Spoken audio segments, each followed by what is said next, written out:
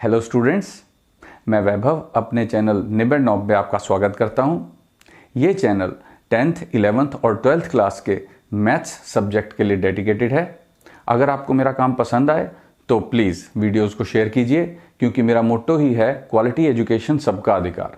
और अगर आप पूरा सिलेबस कवर करना चाहते हैं तो आप मेरे चैनल को सब्सक्राइब करके प्लेलिस्ट में जाके चैप्टर वाइज, क्लास वाइज सारे वीडियोज़ की प्लेलिस्ट चेक कर सकते हैं। और अब तो आप निबेड़ नॉब को इंस्टाग्राम पे भी फॉलो कर सकते हैं। तो चलिए आज का लेक्चर शुरू करें। स्टूडेंट्स, आज हम चैप्टर शुरू कर रहे हैं स्टैटिस्टिक्स, जो कि तुम्हारी बुक का चैप्टर नंबर 15 है। तो इस चैप्टर को प्रॉपरली क्वेश्चंस तक जाने से पहले या शुरू करने से पहले हम ये समझ लें कि स्टैटिस्टिक्स है क्या। अगर इसको हम पंजाबी या हिंदी में देखें तो ये है आंकड़ा विज्ञान। यहाँ से हमें काफ़ी हद तक समझ में आ जाता है कि एक्चुअली स्टैटिस्टिक्स क्या है। ये जो वर्ड है इंग्लिश का स्टैटिस्टिक्स, इससे हमें कई बार इसका मीनिंग समझ में नहीं आता। तो अगर हम पंजाबी में देखें आंकड़ा, आंकड़े क्या होते हैं? रीडिंग्स। रीडिंग्स का मतलब होता है कि हमने डाटा इकट्ठा किया। जैसे कि हमारी क्लास में मान लो 25 स्टूडेंट्स हैं और 50 मार्क्स का हमने पेपर लिया, तो उन 25 मार्क्स के कितने 25 स्टूडेंट्स के कितने कितने मार्क्स आए, वो उनके आंकड़े हैं, उनकी रीडिंग्स हैं। जैसे कि एक ट्रेन अगर चल रही है तो अलग अलग टाइम्स पे T1, T2, T3 पे उसकी स्पीड्स कितनी है। जैसे T1 पे 45 किलोमीटर पर आवर, फिर T2 पे बढ़कर 50 किलोमीटर पर आवर हो गई, फिर T3 पे बढ़ के 60 किलोमीटर पर आवर हो गई। तो ये उसकी स्पीड के आंकड़े हैं।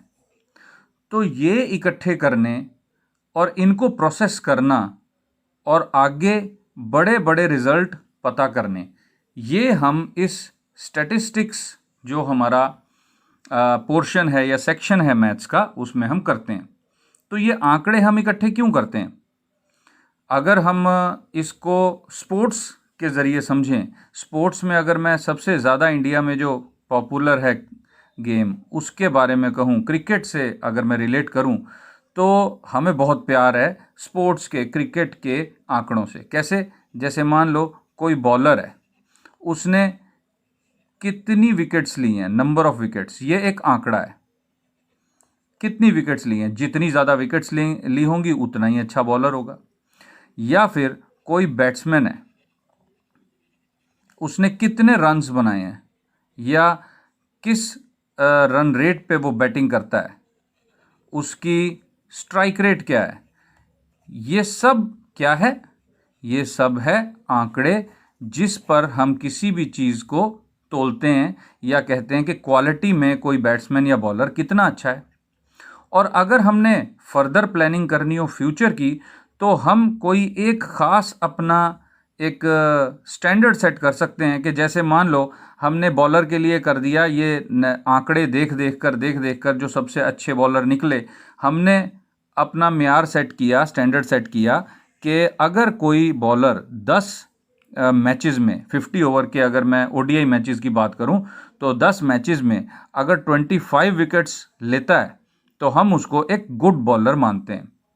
या बैट्समैन के तौर पे अगर मैं देखूं कि अगर 10 ओडीआईज में 50 ओवर मैचेस में 10 में अगर वो 450 या उससे ज़्यादा रन बनाता है तो हम उसे गुड बैट्समैन मान लेंगे। तो ये कैसे सेट हुआ? ये स्टैंडर्ड कैसे सेट किया हमने? ये स्टैंडर्ड सेट किया यहाँ पर ये सारे बॉलर और बैट्समैन के आंकड़े इकट्ठे करने के बाद, यानी कि स्टैटिस्टिक्स इकट्ठी करने के बाद। इसको शॉर्टकट में कई बार हम स्टैट्स भी बोल देते हैं कि स्टैट्स इकट्ठा करने के बाद हम ये जान पाते हैं कि कौन सा बैट्समैन या बॉलर कितना अच्छा है। तो ये सिर्फ क्रिकेट में ही नहीं, ये हर जगह है। जैसे कि हमारे देश में काफ़ी सारी गरीबों को लेकर योजनाएं बनती हैं, तो वो कैसे बनती हैं? उसमें सबसे पहले तो पूरे देश में नेशनल लेवल पर एक आंकड़े इकट्ठे किए जाते हैं। अगर गरीबों के बारे में बात करें तो ये देखा जाता है कि कितने ऐसे परिवार हैं जिनकी आमदन 5,000 रुपये से कम है, फिर कितनी घर हैं कितने परिवार हैं जिनकी आमदन 8,000 रुपये से कम है, या इसी तरह 10,000 रुपये से कम है। इस तरह से आंकड़े इकट्ठे किए जाते हैं। मान लो इसका आंकड़ा बहुत ज़्यादा आ जाता है, आफ्टर ऑल हमारी जो जनसंख्या है वो 130 करोड़ है, तो 130 करोड़ में कितने परिवार ऐसे होंगे? बहुत सारे परिवार हैं जिनकी आमदन 5,000 रुपये से मंथली आमदन कम है, तो उनके लिए स्पेशल पैकेज अनाउंस किया जाता है। तो ये सब आंकड़े इकट्ठे किए जाते हैं कि कितने कितने परिवार हैं और किस किस जगह पर ये हैं, किस किस राज्य में ये ज़्यादा हैं ऐसे गरीब परिवार, तो उनके लिए पैकेजेस दिए जाते हैं। उनको जैसे आजकल मुफ्त अनाज दिया जा रहा है, खाने पीने को दिया जा रहा है, वो सब स्टैटिस्टिक्स इकट्ठी की हुई हैं, वो तैयार हैं हमारे पास, और उस वजह से हम ये सारे सीधे अप्लाई कर रहे हैं। तो उसको हम कहते हैं सेंसस। सेंसस बोलते हैं। हर 10 साल बाद सेंसस किया जाता है, जिसमें कि पूरे देश की पॉपुलेशन के बारे में पता किया जाता है कि कितनी आमदन है, कितने मेल्स हैं, कितने फीमेल्स हैं, कौन सी नौकरी करते हैं, कौन सा बिजनेस करते हैं, वगैरह वगैरह। ये सारे आंकड़े जब इकट्ठे हो जाते हैं तो हम अपनी प्लानिंग फ्यूचर की कर सकते हैं। और ऐसे ही इंश्योरेंस कंपनियां भी काम करती हैं। इंश्योरेंस कंपनियां क्या करती हैं? वो आंकड़े इकट्ठे करती हैं कि कितने कितने एक्सीडेंट्स होते हैं, कितने दिन बाद नई गाड़ी खरीदने के बाद कोई एक्सीडेंट करता है, ताकि वो ये सेट कर सकें कि हम प्रीमियम कितना लें, इंश्योरेंस का प्रीमियम कितना सेट करें कि हमें भी नुकसान ना हो, हमारा फ़ायदा ही हो, और इंश्योरर को भी जो पैसे दे रहा है ये ना लगे कि मैंने बहुत सारे पैसे दे दिए और हम किसी की एक्सीडेंट में हेल्प भी कर पाएँ। तो ये बहुत बड़े लेवल की बातें हैं। देखो, नेशनल लेवल की बात मैं कर रहा हूँ, इंश्योरेंस कंपनीज़ की बात मैं कर रहा हूँ। तो स्टैटिस्टिक्स एक बहुत ही ज़्यादा बड़े लेवल पे किया जाने वाला काम है। तो ये तो था स्टैटिस्टिक्स की इंट्रोडक्शन थोड़ी सी। अब हम ये देखते हैं कि हम अब तक स्टैटिस्टिक्स में क्या कुछ जान चुके हैं। हमने अब तक डाटा इकट्ठा, जिसको हम कहते हैं ना डाटा, ये जो आंकड़े मैंने कहा है उसको कहते हैं डाटा। डाटा इकट्ठा करना सीखा है। तो डाटा कितने टाइप का होता है? डाटा होता है 2 टाइप का। एक होता है ग्रुप्ड डाटा, क्योंकि हम आंकड़ों की बात कर रहे हैं तो आंकड़े इकट्ठे कैसे किए जाते हैं, किस तरह से रिप्रेजेंट किए जाते हैं, 2 तरीके हैं, ग्रुप्ड डाटा और अनग्रुप्ड डाटा। ये 2 तरह के डाटाज के जरिए हम बात करते हैं। अब ग्रुप्ड डाटा 2 कैटेगरीज में बंटा हुआ है। वो कौन कौन सी हैं? एक होता है डिस्क्रीट फ्रीक्वेंसी डिस्ट्रीब्यूशन और एक होती है कंटिन्यूस फ्रीक्वेंसी डिस्ट्रीब्यूशन। अब तुमको लग रहा होगा स्टूडेंट्स कि मैं खुद तो कहता रहता हूं कि कंप्लीट लिखा करो और मैं शॉर्टकट में लिख रहा हूं। कोई बात नहीं, इसे समझ लो, इसे समझना ज़्यादा इंपॉर्टेंट है। हम क्वेश्चन तो सॉल्व नहीं कर रहे ना। Discrete frequency distribution, continuous frequency distribution, ये 2 तरह के होते हैं, ग्रुप डाटा और अनग्रुप डाटा। तो अनग्रुप डाटा जो है वो कैसा होता है, पहले हम उसको समझ लेते हैं। चलो हम अनग्रुप डाटा की बात करते हैं कि अनग्रुप डाटा अगर होगा तो कैसा होगा। मान लो हम एक केस लेते हैं, क्योंकि डाटा इकट्ठा करना है तो कोई हमें अपनी लाइफ की सिचुएशन तो लेनी पड़ेगी जिसके डाटाज को हम कलेक्ट कर रहे हैं। हम सोचते हैं कि हमारे पास क्लास में 25 स्टूडेंट्स हैं, उन्होंने मैथ सब्जेक्ट का 50 मार्क्स का एक टेस्ट दिया, और मैं अब ऐसा करता हूं कि उनके मार्क्स लिखता हूं। जो मार्क्स उनके आए हैं मैं वो नोट करना शुरू करता हूं, और वो मार्क्स मैं लिख रहा हूं, मैं लिख देता हूं डाटा। उनके मार्क्स हैं, मान लो एक के 7 हैं, एक के 8 हैं, एक के 15 हैं, फिर 17 हैं। चलो ऐसा करते हैं, 3 स्टूडेंट्स के 21 आ गए, फिर 2 स्टूडेंट्स के 26 आ सकते हैं, 50 मार्क्स का टेस्ट है, ये मार्क्स आ सकते हैं। फिर 2 स्टूडेंट्स के 28 मार्क्स हैं, 2 स्टूडेंट, चलो एक स्टूडेंट और बढ़ा लेते हैं 28 मार्क्स का, फिर 36 मार्क्स आ गए हमारे 3 स्टूडेंट्स के, फिर 37 आ गए 2 स्टूडेंट्स के मार्क्स, फिर 38 हमारे पास आ गए मार्क्स 3 स्टूडेंट्स के। अच्छा कितने हो गए, काउंट करें, 1 2 3 4 5 6 7 8 9 10 11 12 13 14 15 16 17 18 19 20। तो 20 स्टूडेंट्स का डाटा हमने कलेक्ट कर लिया, 5 का और करना है। तो मान लो एक का 39 मार्क्स आ गए, फिर 40 मार्क्स हैं एक स्टूडेंट के, फिर 49 मार्क्स हैं, और 2 स्टूडेंट्स के 50 मार्क्स हैं। तो ये हमारे 25 स्टूडेंट्स के मार्क्स का डाटा है, ये मार्क्स हैं। तो अगर मैं इसको इसी तरह रिप्रेजेंट करूं, यानी हर एक मार्क को अलग अलग लिख दूं, तो इसको कहते हैं हम अनग्रुप्ड डाटा। इस तरह से आंकड़ों को दर्शाने को अनग्रुप्ड डाटा कहा जाता है। यानी हर एक एंट्री मैंने लिख दी, हर एक एंट्री लिखी है इसके अंदर। तो ये करना थोड़ा मुश्किल होता है, क्योंकि यहाँ तो 25 स्टूडेंट्स हैं, मान लो 50 होते, 100 होते, या फिर पूरे डिस्ट्रिक्ट के स्टूडेंट्स लें, तो इतना हम कितने पेज भरेंगे, इस तरह बहुत मुश्किल हो जाएगा। तो इसके लिए अनग्रुप्ड डाटा हमको थोड़ा सा मुश्किल लगता है कैलकुलेट करना। यहाँ से हमको, यहाँ से आगे फर्दर, अगर ये तो डाटा लिखने का ही सवाल था, अगर आगे इसमें प्रोसेसिंग करनी हो, जैसे हम जानते हैं मीन मीडियन मोड वगैरह निकालना हो, वो भी मुश्किल हो जाएगा इससे कैलकुलेट करना। तो उसके लिए हमने ग्रुप्ड डाटा सीखा। तो ग्रुप्ड डाटा में सबसे पहले हम ये देखते हैं कि डिस्क्रीट फ्रीक्वेंसी डिस्ट्रीब्यूशन कैसे लिखी जाती है। डिस्क्रीट फ्रीक्वेंसी डिस्ट्रीब्यूशन जो है, ये टाइप जो है ग्रुप डाटा का, वो कैसे लिखा जाता है। देखो, अगर मैं कहूं कि मैं मार्क्स यहां लिखूंगा जितने भी आए हैं, लेकिन मैं रिपीट नहीं करूंगा मार्क्स को। जैसे 7 मार्क्स आए हैं, फिर 8 मार्क्स आए हैं, फिर 15 मार्क्स आए हैं, फिर 17 मार्क्स आए हैं, फिर 21 मार्क्स आए, लेकिन ये 3 बार आ गए। फिर 26 मार्क्स आए हैं बच्चों के, 26 हैं, उसके बाद 28 मार्क्स हैं, उसके बाद 36 हैं, फिर 37 हैं, फिर तुम देख रहे हो 38 मार्क्स भी आए हैं, 39 मार्क्स भी आए हैं, फिर 40 मार्क्स भी आए हैं, 49 मार्क्स भी आए हैं, और 50 मार्क्स भी आए हैं।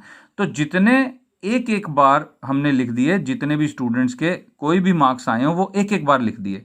और मैं यहाँ पे अब फ्रीक्वेंसी लिखूंगा। फ्रीक्वेंसी मीन्स कि कितने स्टूडेंट्स के ये मार्क्स आए हैं। हम यहाँ डाटा में देख रहे हैं कि एक स्टूडेंट के 7 मार्क्स हैं, एक स्टूडेंट के 8 मार्क्स हैं, 15 भी एक स्टूडेंट के मार्क हैं, 17 भी एक ही बच्चे के आए हैं, लेकिन 21 3 स्टूडेंट्स के आए हैं, फिर 26 2 स्टूडेंट्स के आए हैं, फिर 28 3 स्टूडेंट्स के मार्क्स हैं, 36 1 2 3 स्टूडेंट्स के मार्क्स 36 हैं, 37 2 स्टूडेंट्स के मार्क्स हैं, 38 3 स्टूडेंट्स के मार्क्स हैं, 39 एक स्टूडेंट के मार्क्स हैं, 40 एक स्टूडेंट के मार्क्स हैं, और 49 भी एक ही स्टूडेंट्स के आए हैं, और 50 मार्क्स 2 स्टूडेंट्स के आए हैं। तो इसको कहते हैं डिस्क्रीट फ्रीक्वेंसी डिस्ट्रीब्यूशन। इसी अनग्रुप डाटा को मैंने तुम्हें डिस्क्रीट फ्रीक्वेंसी डिस्ट्रीब्यूशन में बदल के दिखा दिया। तुमने देखा ही होगा इस तरह से। अब मार्क्स की जगह यहां पे क्या दिया हुआ होता है, XI, और यहां पे फ्रीक्वेंसी लिखने की बजाय लिख देते हैं FI। तो इसको कहते हैं डिस्क्रीट फ्रीक्वेंसी डिस्ट्रीब्यूशन। अब ऐसा करते हैं, इसको हम ग्रुप डाटा में कंटिन्यूस फ्रीक्वेंसी डिस्ट्रीब्यूशन में समझने की कोशिश करते हैं कि कंटिन्यूस फ्रीक्वेंसी डिस्ट्रीब्यूशन क्या होती है। कंटिन्यूस फ्रीक्वेंसी डिस्ट्रीब्यूशन, तो अगर मान लो हमारे पास यहां पे बहुत सारे मार्क्स आ रहे हो, ये फ्रीक्वेंसी बहुत ज़्यादा आ रही हो, और ये 50 तक से भी ज़्यादा हो, तो हमें क्या ज़रूरत पड़ जाएगी। देखो, मैं फिर क्या करूँगा, अगर ये 7 8 9 10 11 ऐसे मार्क्स आ रहे हो, तो मैं सीधा ये लिखूँगा कि 0 से 10 के बीच में कितनों के मार्क्स हैं। फिर मैं लिखूँगा 10 से 20 के बीच में कितनों के मार्क्स हैं, 20 से 30 के बीच में कितनों के मार्क्स आए हैं, फिर 30 से 40 के बीच में कितनों के मार्क्स हैं, फिर 40 से 50 कितने स्टूडेंट्स के मार्क्स आए हैं। अगर ये बहुत सारे हो जाएं, ऐसे इस तरह से रिप्रेजेंट करते हुए भी बहुत सारे हो जाएं। यहाँ तो 7 एक है, 2 8 एक है, तो हमारे लिए इजी हो गया। लेकिन अगर ये बहुत सारे मार्क्स होते फिर क्या करते? तो देखो 0 से 10 के बीच में 2 स्टूडेंट्स हैं, 7 और 8। फिर 10 से 20 के बीच में 15 और 17 2 स्टूडेंट्स हैं, अगेन 2। फिर 20 से 30 के बीच में ये 3 प्लस 2, 3 प्लस 2 5, 5 प्लस 3 8 स्टूडेंट्स हो गए। फिर 30 से 40 के बीच में ये 3 हो गए, 36 मार्क्स, फिर 37 मार्क्स, फिर 38 मार्क्स, फिर 39 मार्क्स। तो ये सारे प्लस हो जाएंगे। 3 plus 2 5, 5 plus 3 5 plus 3 8, 8 plus 1 9, 9 plus ये भी बीच में आ गया 1 10 स्टूडेंट्स के हमारे पास कितने आ गए? 30 से 40 के बीच में। अब 40 से 50 मतलब 40 से ज़्यादा कितने स्टूडेंट्स हैं? देखो 3 स्टूडेंट्स हैं। तो कितने स्टूडेंट्स हो गए ये टोटल? देखें ज़रा, 2 plus 2 4, 4 plus 8 4 plus 8 12, 12 plus 3 15, 15 plus 10 25। तो ये 25 स्टूडेंट्स का डाटा हो गया। तो ये जो हमने बनाए हैं कि 0 1 से 10, 0 से 10, 10 से 20, 20 से 30, इनको कहते हैं हम, तुम जानते ही हो स्टूडेंट्स, क्लास इंटरवल। और इसको हम कह देते हैं फ्रीक्वेंसी। तो फ्रीक्वेंसी जो वर्ड है वो तुमने साइंस में भी सुना होगा। फ्रीक्वेंसी होती है, अगर हम इसको हिंदी में या पंजाबी में कहें, बारंबारता। बारंबारता मतलब कितनी बार। अगर हम फ्रीक्वेंसी का मतलब यह है कि 0 से 10 कितनी बार मार्क्स देखे हमने? 2 बार देखे। ऐसे ही 20 से 30 के बीच में कितने मार्क्स आए? कितनी बार देखे मार्क्स? 8 बार आए।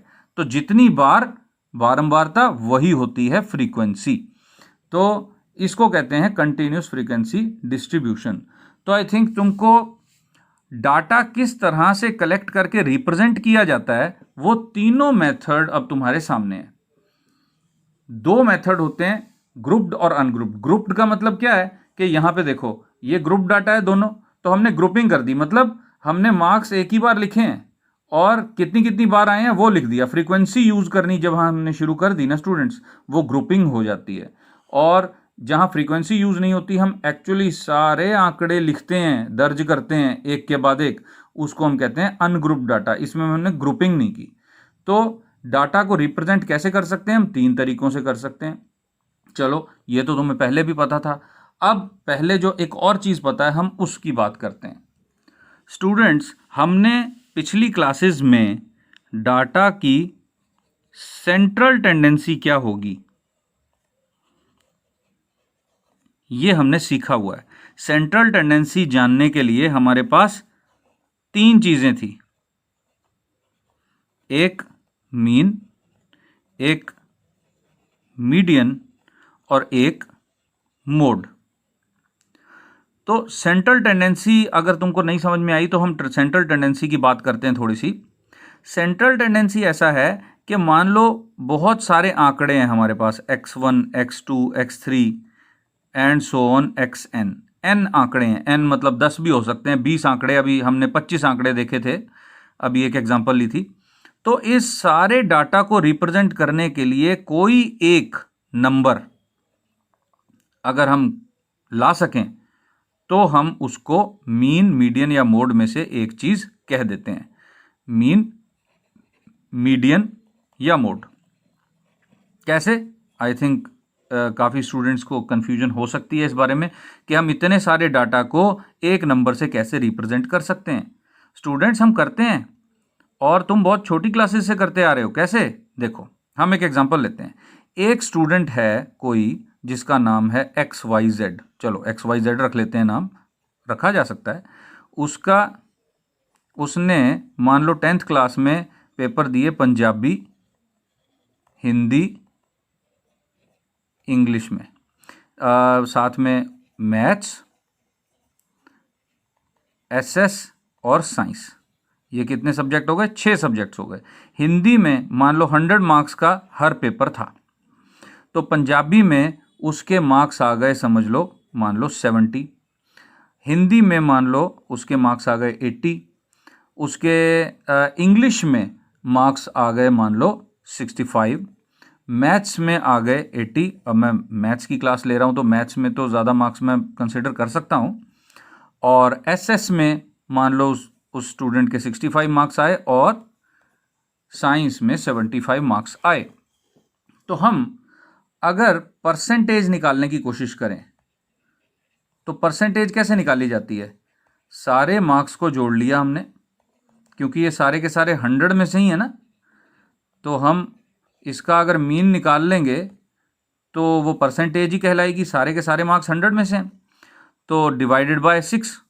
तो ये कितना आ जाएगा? हम प्लस करें इसको तो ये प्लस करके आएगा, अगर मैं ये प्लस करूं 435/6, और परसेंटेज स्टूडेंट की निकल आई, ये डिवाइड करके आएगा 72.5%। तो अब देखो, हम रिप्रेजेंट करते होते हैं ना इस तरह, हम कहते हैं स्टूडेंट्स के कितने परसेंट मार्क्स हैं। हम अलग अलग सब्जेक्ट्स में नंबर जानने में इतने इच्छुक नहीं होते, हमें अलग अलग सब्जेक्ट में कितने मार्क्स हैं उसमें इतना इंटरेस्ट नहीं होता, हम सीधा परसेंटेज पूछते हैं। इसका मतलब ये जो आंकड़े हैं, इन आंकड़ों को रिप्रेजेंट कर रहा है ये एक नंबर, जो कि मीन है सारों का। परसेंटेज जो होता है वो मीन मार्क्स होते हैं, स्टूडेंट के मीन मार्क्स। तो मीन मार्क्स जो हैं वो हमारे पास आ गए। अब हम मीन यूज कर रहे हैं और बहुत अच्छे ढंग से यूज कर रहे हैं, तो हमें फिर इस मीडियन की जरूरत क्यों पड़ी? मीडियन कैसे देखा जाता है?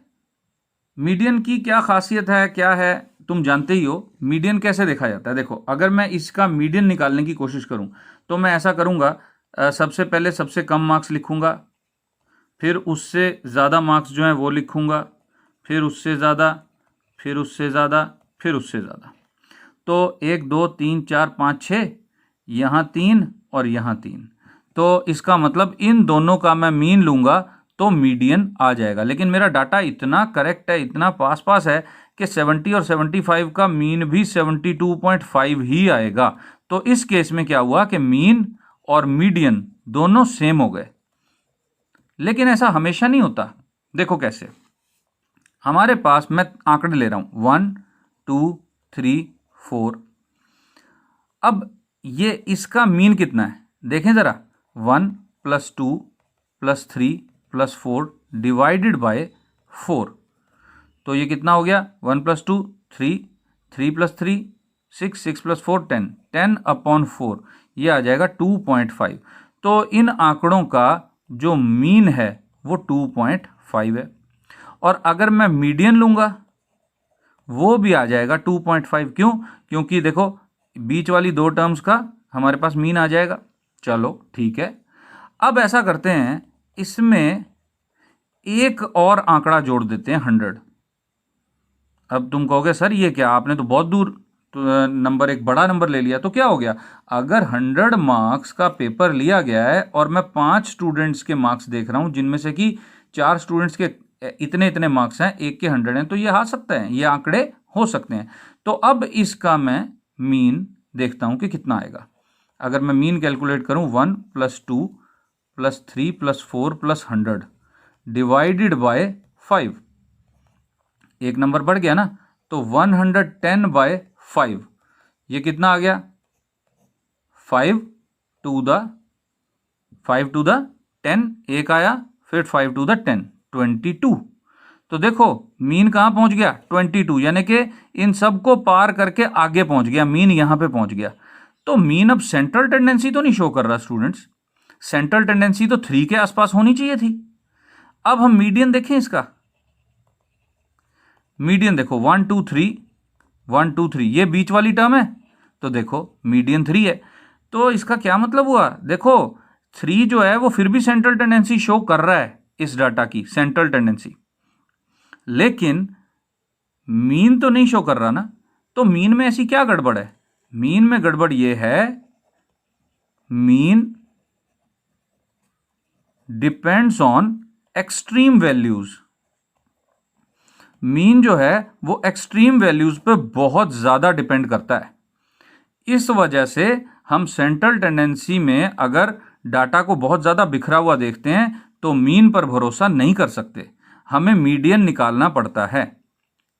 तो अब तुम कहोगे सर आपने मीन की जगह मीडियन तो समझा दिया, लेकिन अब ये मोड क्या चीज़ है? तो मोड हम जानते हैं स्टूडेंट्स कि सबसे ज़्यादा बार हाईएस्ट फ्रीक्वेंसी का जो एंट्री होती है, हाईएस्ट फ्रीक्वेंसी की एंट्री, उसको कहते हैं हम मोड। तो ये कहाँ यूज़ होता है? देखो, अगर हमारे पास मान लो एक दुकानदार है, वो जीन्स बेच रहा है, उसने एक जीन्स बेची 28 कमर वाली, वेस्ट 28 इंचज़, फिर दूसरी भी 28 इंचज़ की बेची, फिर तीसरी 32 इंचज़ की बेची, फिर 34 इंचज़ की बेची, फिर 28 इंचज़ की बेची। इस तरह से उसने जीन्स बेची। तो उसकी सबसे ज़्यादा बिक्री कौन सी हो रही है? 28 इंचज़ वाली। तो वो सबसे ज़्यादा क्या मंगाएगा? 28 इंचज़ की जीन्स मंगाएगा। वो ये थोड़ा ना देखेगा कि मीन निकाल लेता हूँ मैं इसका, या इसका मीडियन निकाल लेता हूँ। अब मीडियन क्या आएगा? 28, 28, 28, 32, 34। बाई चांस मीडियन फिलहाल 28 है, ठीक है। लेकिन अगर हम आगे बढ़ेंगे, मान लो 34, 34 और 36 कर दें हम, और यहाँ पे एक 28 और बढ़ा दें, तो मीडियन कहाँ जाता है? 1 2 3 4 5 6 7 8 9। तो 1 2 3 4 5 ये आ गया। देखो मीडियन ये आ गया ना, 1 2 3 4 5, 1 2 3 4 5। तो 32 इंचज़ की तो एक ही जीन्स बिकी है पूरे डाटा में, और वो 32 की मंगा ले क्या? नहीं। और अगर मैं मीन निकालूंगा तो क्या पता 28, 32, 34 में से कोई भी ना आए। तुम खुद मीन निकाल के देख सकते हो, यहाँ बिल्कुल इफेक्टलेस हो जाता है मीन। तो मीन तो हमारी फैशन इंडस्ट्री में चलता ही नहीं है। जीन्स हो चाहे शूज़ हो, कोई भी फैशन इंडस्ट्री की चीज़ हो, वो मोड पे चलती है कि सबसे ज़्यादा बार कौन सी चीज़ बिक्री हुई और वो यूज़ करनी है। तो स्टूडेंट्स, मेरे को एक कहानी याद आ रही है मीन और मीडियन से जुड़ी हुई, सुनाऊं? आई थिंक तुम्हें मज़ा आएगा, मैं सुनाता हूं। एक विलेज था, उसमें तकरीबन 250 लोग रहते थे, लेकिन उसमें से पढ़े लिखे बहुत कम थे। सिर्फ एक था सबसे ज़्यादा पढ़ा लिखा, जो 10th क्लास पास किए हुए था। बाकी सारे के सारे या तो 9वीं तक भी नहीं पहुंचे थे या अनपढ़ थे। अब वहाँ पर एक बार उस गांव में फ्लड आ गया, और फ्लड आने की वजह से उनको अपना गांव छोड़ के जाना था। तो एक नदी थी इस तरह से, और यहाँ उनका विलेज था, और उन्होंने इस तरफ जाना था। अब उनके पास नावें वगैरह का प्रबंध बहुत कम था, तकरीबन ना के बराबर था। तो वो सारे के सारे इस 10th पास के पास पहुंच गए कि प्लीज़ हमें ये बताओ कि इस नदी को कैसे पार किया जाए ताकि हमारी जान बचे, हमारे जानवर बच जाएं, बच्चे बच जाएं, सामान बच जाए। तो उसको बहुत ज़्यादा क्या पसंद था? मीन पसंद था। उसने क्या किया, उसने अंदाज़ा लगाया कि जो अब ये नदी है, उसमें पानी जो है हम जानते हैं किनारे से किनारे में कम गहरी होती है, फिर बीच तक जाती जाती बहुत गहरी हो जाती है, और फिर अगले किनारे पे भी कम गहरी होती है। इस तरह से होता है कुछ। पानी ऐसे बह रहा था, पानी इस लेवल पे था। तो उसने अंदाज़ा रखना शुरू किया कि यहाँ 2 फुट गहरी है, यहाँ 4 फुट गहरी है, यहाँ 10 फुट गहरी है, यहाँ 10 फुट गहरी है, यहाँ 20 फुट गहरी है, फिर यहाँ 10 foot, 10 foot, 3 foot, 2 foot, 4 foot, ऐसे 1 फुट, यहाँ पे भी ऐसे। तो इसने सारी ये जो गहराइयाँ थी, डेप्थ्स, जितनी भी डेप्थ्स थी, इनका मीन निकाल लिया, और वो आ गया 4.5 फीट। तो उसने कहा अरे ये तो सिर्फ 4.5 फीट गहरी नदी है, पार कर जाओ। सारे के सारे पार करने लगे। उन्होंने पार तो क्या जाना था, बीच में ही डूब गए। सारे के सारे ड्राउंड हो गए, सारे डूब गए, और वो बेचारा अकेला 10th पास स्टूडेंट यहाँ रह गया। अब उसने सोचा कि ये क्या हो गया, मेरे से कैलकुलेशन तो नहीं गलती हो गई कहीं। उसने फिर कैलकुलेशन की, फिर वही मीन आया। तो वो कहता है, एक हिंदी की कहावत भी है, रकबा ज्यों का त्यों, रकबा ज्यों का त्यों, कुनबा डूबा क्यों। रकबा ज्यों का त्यों, कुनबा डूबा क्यों।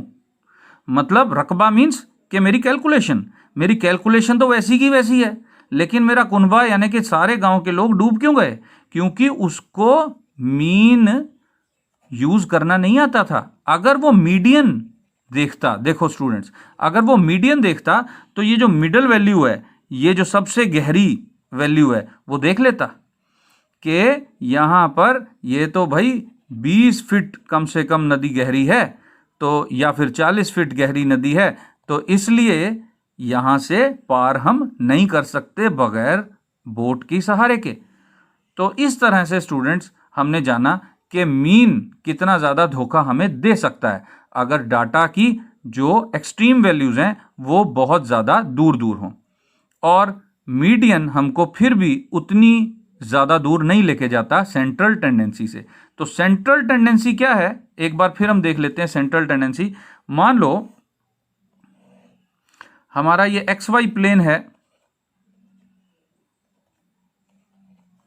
एक छोटा सा सर्कल है, यहां उसका सेंटर है। मान लो ये सेंटर जो है, सेंटर के कोऑर्डिनेट्स देख लेते हैं हम, मान लो 3,5 है। तो हम कहेंगे कि ये सर्कल कहां पर है, तो हम सर्कल का सारा एरिया तो स्वीप नहीं करेंगे, हम कहेंगे सर्कल कहां पर है, 3,5 पर।